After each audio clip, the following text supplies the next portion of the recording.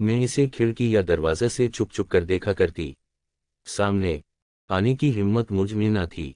सच तो यह है कि वो मेरे दिल में खिप चुका था।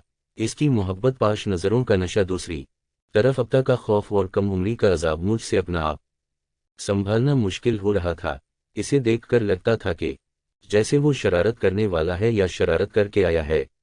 मैं इससे दूर ही रहने की कोशिश करती, मगर वो मुझसे ज़ौमानी बात करने का कोई मौका हाथ से ना जाने देता। मैं परेशान थी, अगर बाबा ने इसकी बेबाकी देख ली तो क्या होगा। मैं सोचकर कांप जाती। इसने मुझे अजीब सूरत हाल से दो चार कर रखा था। मेरा नाम मरियम है। मैंने किसी दानिश्वर का कौल पढ़ा था कि पता नहीं लोग बेटियों के नाम मरियम ज़ीनब क्यों रख देते हैं। बड़े नामों के साथ दिख भी बड़े ही वाबस्ता होते हैं। इतने बड़े नाम गम की सूरत में कुछ ना कुछ खराज तो वसूल करते ही हैं। जी हाँ, मेरा नाम ही मरियम है। हम दो बहनें और एक भाई है। मेरे बाबा का छोटा सा होटल था। अच्छी गुजर बसर हो रही थी। दिन कुछ बचपन कुछ जवानी के थे। जिंदगी मजे में थी। फातिमा जो कि मेरी छोटी बहन है, मुझे इसको सताने में बड़ा मजा आता था। सलूअतें सुनने कोमलती थीं। अली भैया की चीजें छुपा कर उनकी चीखें सुनना बस मजे ही मजे थे। मेरे चचा की फैमिली भी हमारे साथ ही रहाइश पजीर थी। मेरे चचा शहबाज के दो बेटे तलहा और बिलाल, हम सब स्कूल और कॉलेजेस में थे। अम्मी बाबा से अक्सर कहा करती थीं कि अब हम अलहदा हो जाएं तो अच्छा है। हमारे बच्चे जवान हो रहे हैं, हमें दरमियान से दीवार खींच लेनी चाहिए।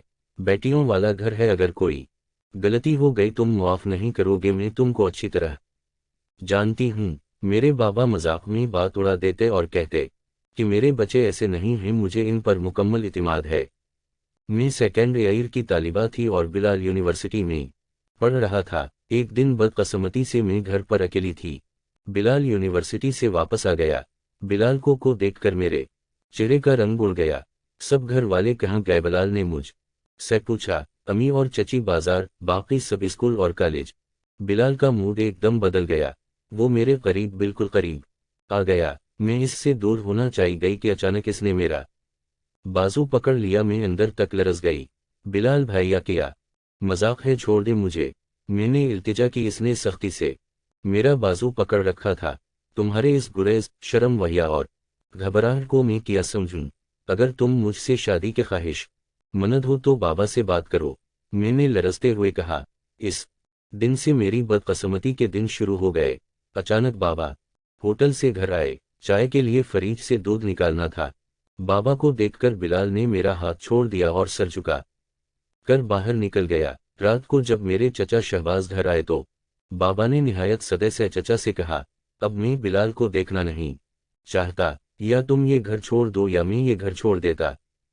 भाईजान, बच्चों से गलती हुई, इतनी बड़ी बात नहीं है। मैं मरियम बेटी का हाथ मांगता हूँ। आज से मरियम मेरी बहू है। बहुत जल्द मैं इसको बया कर ले जाऊंगा। घर की बात घर में ही रहने दो। बात घर से निकली तो बहुत बदनामी होगी। चचा ने बाबा से लतजा की, लेकिन मेरे अब्बा ने इनकी एक न सुनी और हम बहावलपुर हो गए।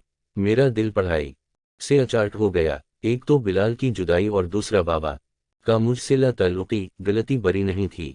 बाज दफा वालिदैन भी औलाद के लिए आजमाइश बन जाते हैं।